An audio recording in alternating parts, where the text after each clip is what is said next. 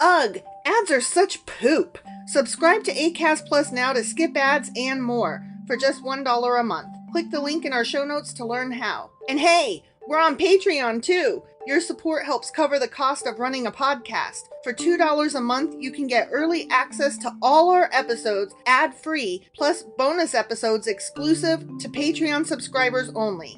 Visit patreon.com/sacrilegious discourse to sign up now.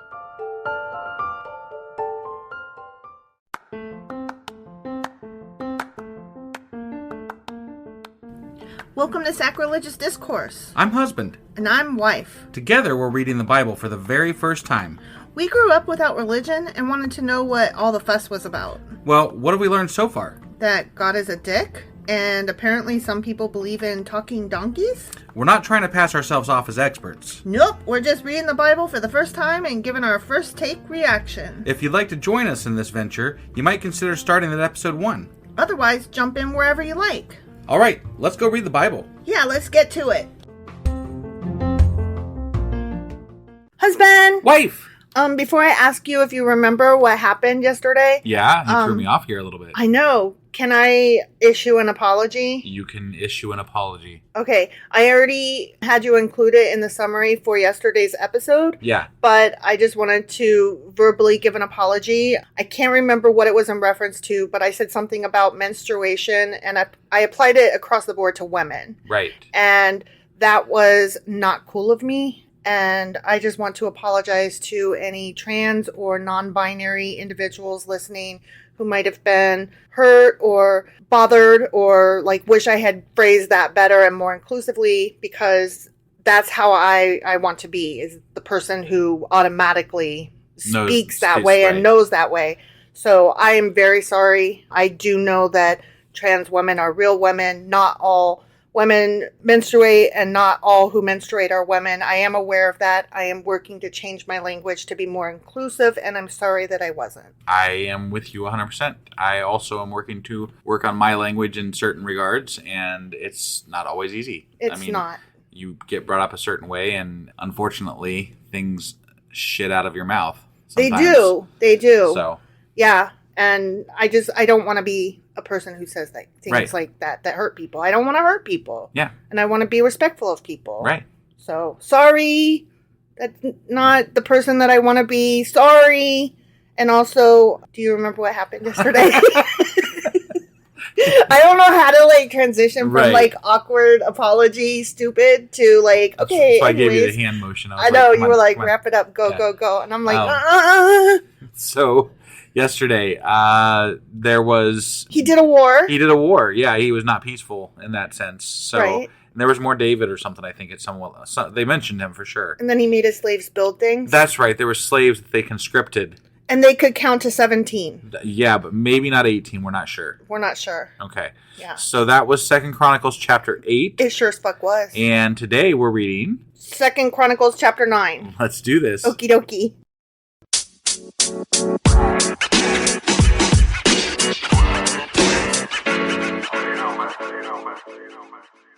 Okay, 2 Chronicles chapter 9. And I'm so excited by this headline. Okay. I'm seriously... You're really excited about it. I'm very excited. Are you ready? I'm ready.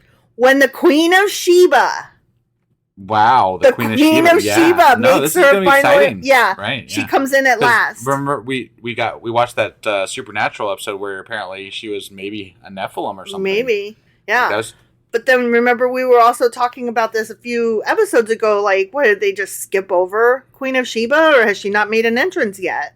In Chronicles. Right. We wondered if the chronicler was going to give her a mention at all. Well, we wondered about Bathsheba. I don't remember talking about Queen of Sheba yet. I thought we did. But, I get people mixed up when I have the same first letter. Bathsheba, Queen of Sheba, whatever. Yeah, whatever. Yeah. Anyway, when she heard of Solomon's fame, she came to Jerusalem to test him with hard questions, which, according to Asimov, were... what are those called? Parables? Not parables. Riddles. Riddles. That's right. Yeah. Riddle me this, bitch. Yeah. She arrived with a large group of attendants and a great caravan of camels loaded with spices, large quantities of gold, and precious jewels. Because when you go to riddle someone, you got to bring jewels and spices. I always do that, don't you? I mean, jewels and spices every time. I don't riddle people, but okay. Right. No, that's a lie. That's a lie. I fucking love riddles. I fucking love riddles. When she met with Solomon... Oh, I got to interrupt myself. Okay. You know Stephen King's Dark Tower series? I do. My favorite one was... Oh, Blame the Train. Blame the Train. And I believe it was the fourth book. Sure. Wizard and Glass. You would know better than I would, so... I'm pretty sure that they spent part of that one on the train. Either Okay. that or it was the third one. It was either the third or the fourth. Yeah, sure. it was either the Wasteland or Wizard and Glass. But Blame the Train. And Blame the Train. And Eddie beat him with senseless riddles. Right.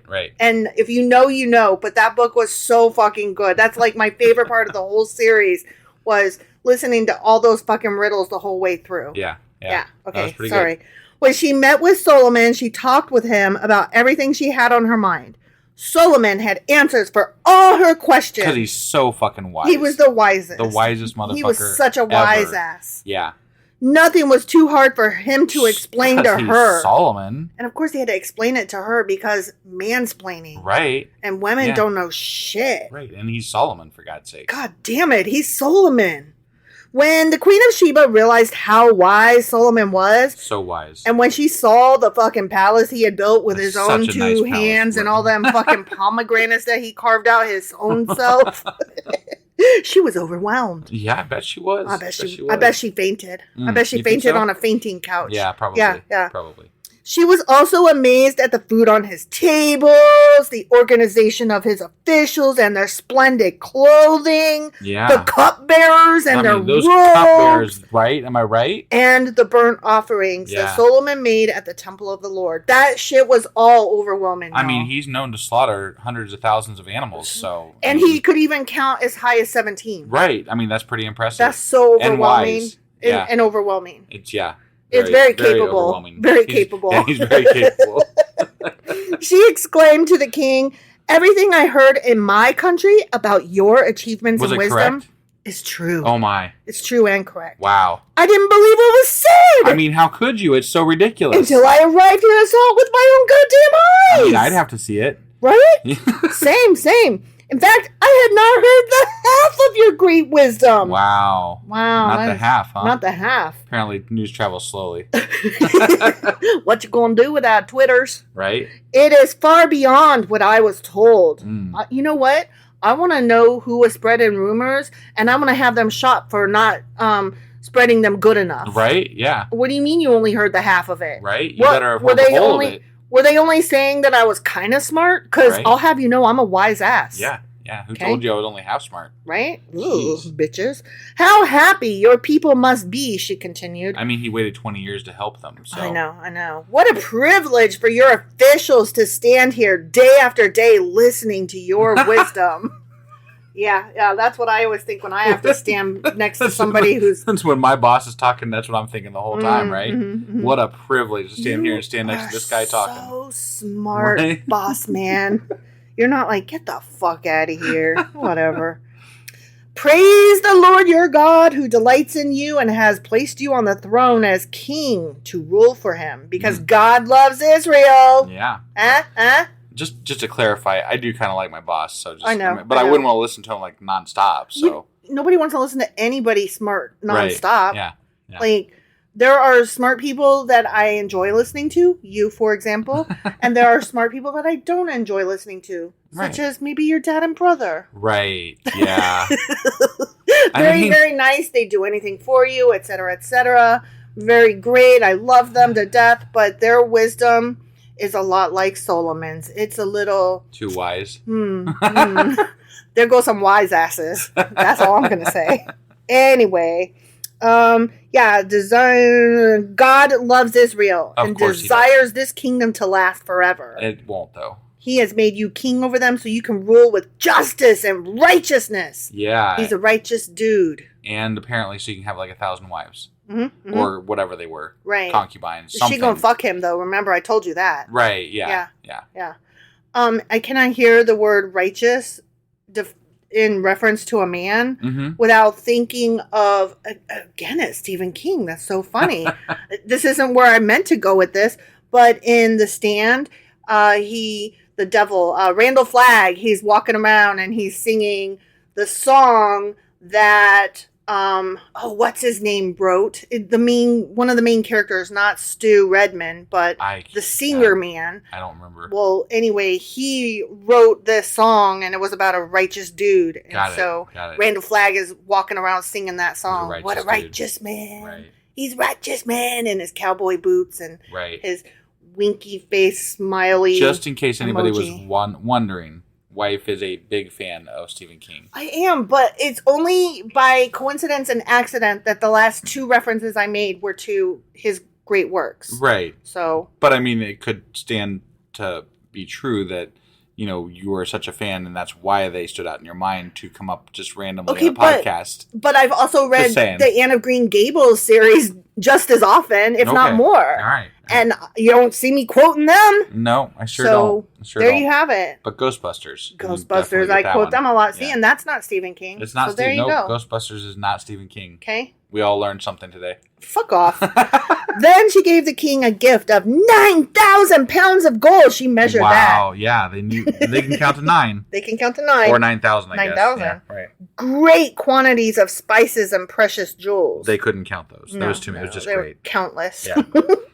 Never before had there been spices as fine as those the Queen of Sheba gave to King Solomon. Those were some fine spices. Those spices were mighty fine, I will have you know. Yeah. Okay, we got to use some parentheses voice here. Ready? Just make sure you speak up for it. Yeah, okay. All right. In addition, the crews of Hiram and Solomon brought gold from Ophir, and they also brought red sandalwood and precious jewels. The king used the sandalwood to make steps for the temple of the Lord and the royal palace, and to construct lyres and harps, but not saxophones, for the musicians. Never before had such beautiful things been seen in Judah. End parentheses. That seems a little ill-placed. It does, right? Like they're sitting here talking about what Queen Sheba brought, and then all of a sudden they're like, by the way. The chronicler's like, just so you know, other people brought shit too. Right. No, I mean, Solomon specifically was like, he brought stuff in. Yeah, like, He brought stuff too. It wasn't just Queen of Sheba. All of the stuff did not come from Queen Sheba. And it's like, we know, guy, you can calm your tits. Right? We know. Yeah. Hakuna Also, don't tatas. forget, David brought some shit too. Oh my God, David brought all the shit. David brought, a ton. But you can't just let that go with... At least 17 tons. Yeah. It's such bullshit. Like, can't you just let a girl bring some stuff? Cool. Right? Yeah. King Solomon gave the Queen of Sheba whatever she asked for. I know what I'd asked for. He did. Mm-hmm. Gifts of greater value than the gifts she had given him. So I mean, so that seems kind of pointless, right? It's kind of like here, let me just pay you more than what you gave me for some reason. It's kind of like when you have a Christmas exchange with somebody and you're each allowed to spend $10, and so you each go buy a $10 gift and they're exactly $10 and you exchange them and then you open them up and they're both the same $10 garbage. Right, yeah. Like yeah, exactly. One is a Yankee Candle wannabe and the other is a self-care kit that has like not Bath and Body Works soap and lotion in it. I have never understood gift exchanges because, you know, here's why. I don't really care about the people that like, okay, the people that I care to give gifts to when I give gifts, whether it be during Christmas or any time, right, is going to be someone I love and care about, right? And I give it to them because I love and care about them. Right. But when you do a gift exchange with extended family or with coworkers or something, I have bowed out of that. I just feel like you're just dumping money into something for no fucking reason. I would rather that we all agree not to spend any money at all. Right. I'm like, here's $10 or $15 or $20 or $50 of my hard-earned money, and I'm going to get something shit in return, and you're going to get something shit in return. And we just pissed away $50 each. I put a nix in that early on in our marriage. Yeah, no, I know. I mean, to be fair, you have a lot of family on your side, and I was like, oh, we're not doing a gift exchange. Because I honestly, like, I resent every single dollar that I don't get to spend on us and our child. Right. I do. Right. I do, especially when it's obligatory. Fuck off. Right. Like, I would love to buy presents for all our nieces and nephews, but As it is, I'm expected to buy presents for all of our nieces and nephews and then one obligatory person whose name I drew out of a hat. And more often than not, me being a guy, I would end up with something like a multi-tool or a flashlight or some shit. And I'm like, I got this crap already. 10 years I got a whole fucking in a row. toolbox at home. Like, I don't need a fucking multi-tool of whatever. And it's not to sound ungrateful, but I'm just like, keep your $10. Right. Keep it. I'm not saying I'm not grateful to receive something. You know what? If you want to buy me something and you feel like it's in your heart to give it, that's one thing. But if it's because you drew my name out of a hat, right, just keep the money. You know what my gift is? My gift is getting to visit with family and friends and getting to spend time with them when I don't normally get to do that. Yeah. I don't agree with the gift exchange is just a stupid little stunt. Your family was so mad when I first brought that up. And then your brother like called us on the sly and was like, here, I'm just going to give you $50 for the gift exchange. And I was like, why don't you draw a name for me and give them the $50 and just have it come straight from you? And he just totally didn't get like what I was saying. And I was like, I'm not doing it. Right. I'm not doing it. Yep. I don't do obligatory gift giving, God damn it. Yeah. So there you have it. Right. Sorry. No, it's fine. Anyways. Yeah. But that's not to say I love buying gifts though. But you know what? I like buying gifts when it's not forced upon me. Right. And I do buy nice things. I buy things that you know what? Here's how my gift giving works. I know I'm way off topic here, but here's how my gift giving works. I mean, it is the first day of December, so. That is true. I'm just saying. I'm like walking through the world, right? Like I'm in a store or I'm on the Amazonians and, just looking at shit, right? Yeah. And I'm like, oh my God, that would be perfect for so-and-so. And it might be like March 3rd. Right. And if I've got the money, I'm buying it for that person right then and there because I'm like, oh my God, this is perfect. Right. I wasn't looking for anything for anybody and I just saw this thing and it made me think of them and they need it. Yeah, actually, it reminds me, I just wrote a blog post on our website and y'all should go check it out. But it is about a response to somebody that said that atheists have no one to thank. Oh my God. And in that article, I go on about maybe we should just, get rid of holidays altogether. And because of obligatory gift giving and because of the stress and the capitalism, everything that goes along with these holidays, yeah. It's not that I don't like getting together with family. In fact, I like having days specifically where we're all off and can visit with each other. But it has devolved into, like you said, an obligatory gift giving time. Right. And it's just, if it stresses me, you, and lots of other people in the world out that we have to abide by these things that people want us to do. Right. And sometimes we don't really even have the money to get gifts for our kid, let alone for everybody else in my extended family. Yeah. So it's just... And don't forget, and plus the person whose name we drew. Right. Yeah, that too. that we may not have even really wanted to get a gift for. Yeah. And that we, under normal circumstances, probably wouldn't have. Right. If we're being honest. Yeah. So, yeah. No, I mean, more often than not throughout our lives, we've been poor. And still to this day, we get by, meagerly. And somewhat. Our Christmas is always nice, but only in our house. Right, yeah, only in our house. You, and the kids. That's pretty much it. Yeah. And that's the funnest. I love our Christmases. I just feel sorry for everybody else who's not in them. Right. Yeah, no, we have a great Christmas. Because if I only have $500 to spend, I do not want to spend $100 on other people. I want to spend all the $500 on just my family. Right. I'm selfish that way. Mostly on our kid. Yeah. I was going to say the majority would be on the kids because I am very selfish in that I want my child to be the happiest because they don't have a lot of money. Right. So fuck off. Yeah. Also, the other day they turned 18. Yes, they did. And I bought them a stretchy hamburger. And that was, yeah.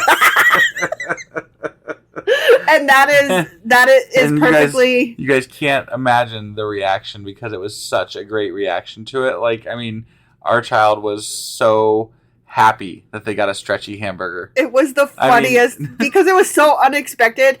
And this child loves stretchy toys. Yes. Like, to a ridiculous, stupid degree. Right. Even at 18. I think it's a sensory thing. I really do.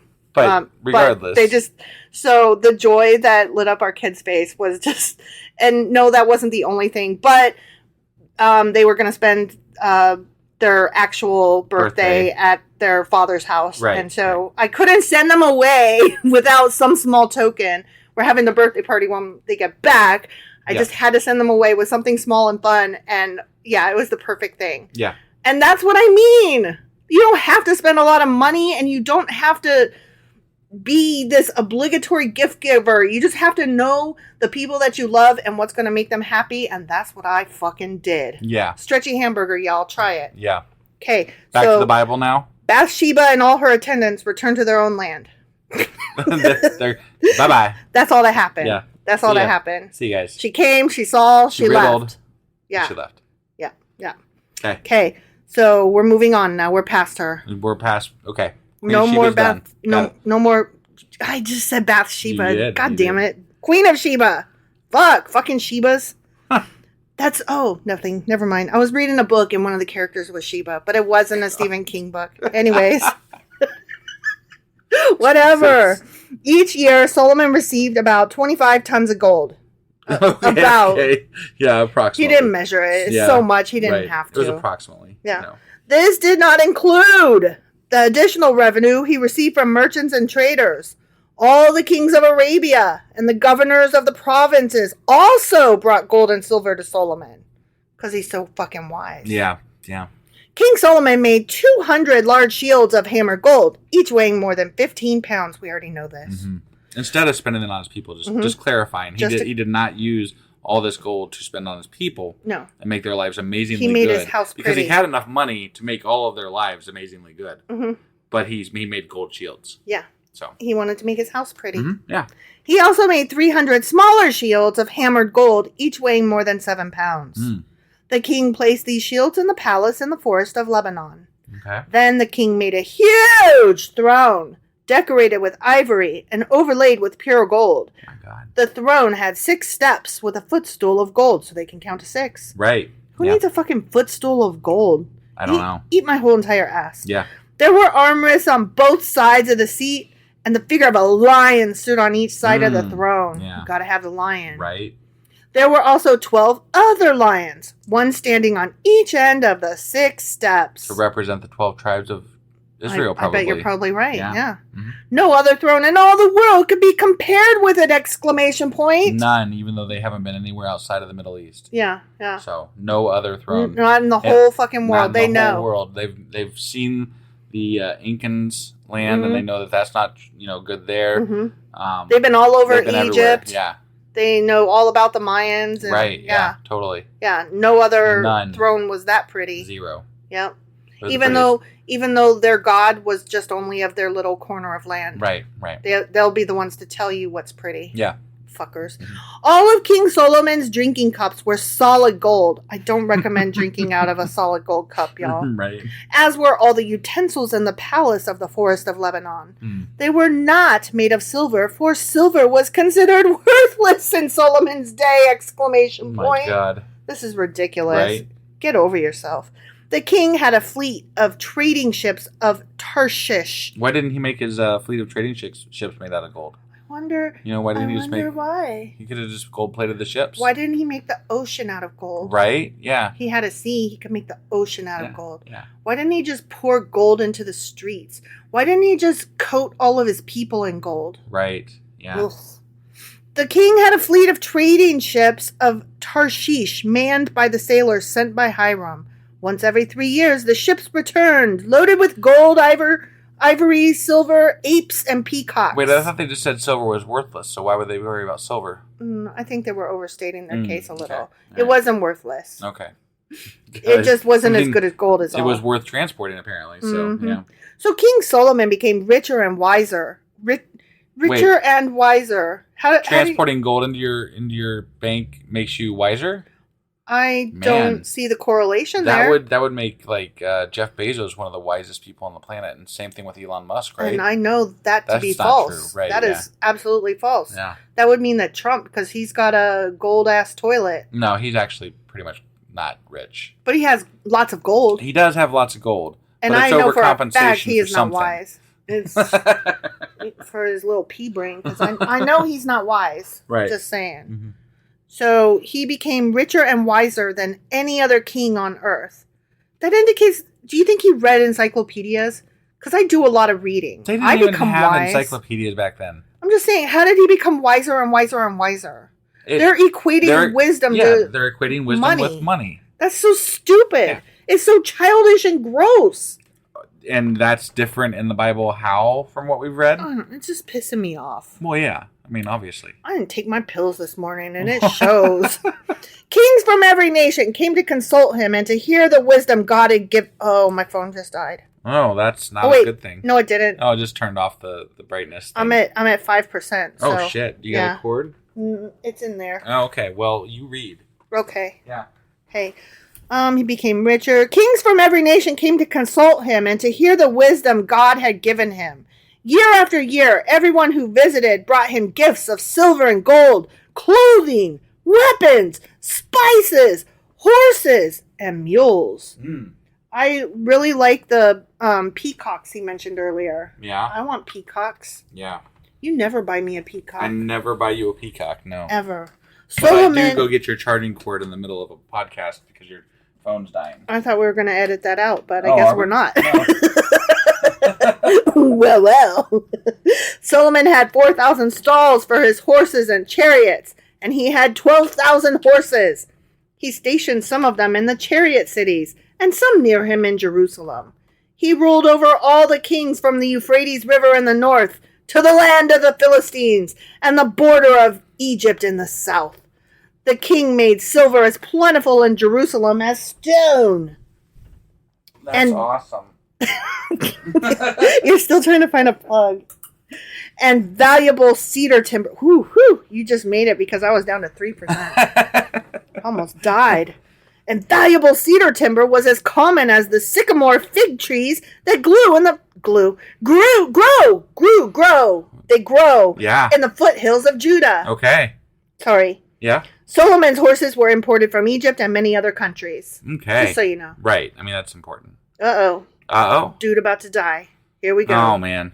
The rest of the events in Solomon's reign from beginning to end are recorded in and also in that book and this book. Yeah, Those books. Concerning Jeroboam, son of Nebat. Okay. Solomon ruled in Jerusalem overall, Israel, for 40 years. 40. Yep. Not 41. Is he going to leave all the bad shit out at the end? Mm-hmm. Ready? Yeah, I'm ready. When he died, he was buried in the city of David, named for his father. Then his son Rehoboam became the next king. The end. So they're going to leave off the whole... Like, there was a whole chapter of him doing shit. Like, and having thousands of wives. Right. Like... No, we don't need to worry about that. He just leaves that bit out, huh? This is Second Chronicles. We don't need to worry about that. I know. This is like the pretty edited, version. Pretty version, yeah. I'm not approving of this. Like, I don't think this is okay. No, this is not the way you summarize something. Right. You include the good and the bad. You know what? You include the good and the bad, and when you're bad, you apologize for it like I did. Sure, okay. It's already in the Bible, right? Mm-hmm. Like, if you're going to put this in there also, which I know. He didn't know it was going to go in the Bible next to this other shit, so whatever. Right. But, like, there needs to be, somebody else should have added an addendum to be like, this is why this happened, and this is what happened, and blah, blah, blah, blah, blah. Yeah, P.S. Right? Yeah, right. P.S. He was kind of a shitbag in the last chapter over there, so, like, this is what actually happened, and it wasn't as bad as it seemed because of this. Like, be an apologist, whatever. Sure. But say it. Like, don't just pretend it didn't happen, because we already read that it did fucking happen. Right. So you can't tell us it didn't.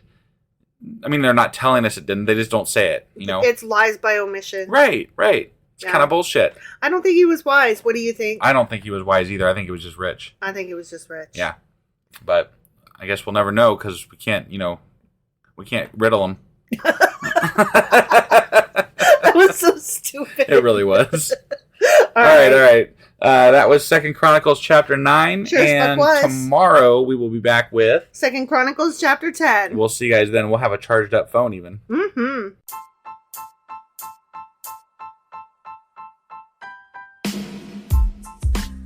Hey, wife, I guess that's the end? But husband, that's just sad. It doesn't have to be. We are on lots of social media platforms like Twitter. Our handle there is sacrilegious_D. For D's nuts. Oh my God. Stop doing that. Anyway, we're also on Facebook, Instagram, and Pinterest. There's a link to all of our social media sites at our website. Ooh, we have a website? Yeah, it's sacrilegiousdiscourse.com, where you can also find a link to our merch shop. We have a merch shop? Yep. We have podcast-themed clothing, mugs, notebooks, and more, as well as an atheist and science-themed products. Wow, our fans should really go check that out right now. Definitely. They can get in touch with us by sending an email to sacrilegiousdiscourse@gmail.com. But before they do that, we could really use some help. Oh yeah? With what? Well, it's not free running the podcast, and we need some financial support in order to get better equipment, which will free up time so we can concentrate on our podcast and our fans. Okay, so what should they do? Head over to patreon.com/sacrilegious discourse and sign up as a contributor on our podcast. Supporters there receive additional bi-weekly episodes that we record just for our Patreon members for as little as $2 a month. Also, we'd really appreciate it if you would like and subscribe on whatever platform you're using. And Apple Podcast reviews help us out tremendously. Like and subscribe. Leave an Apple review. Join us on Twitter. Support us on Patreon. That's a lot of instructions. Don't forget to say thanks. Thanks. Okay, bye.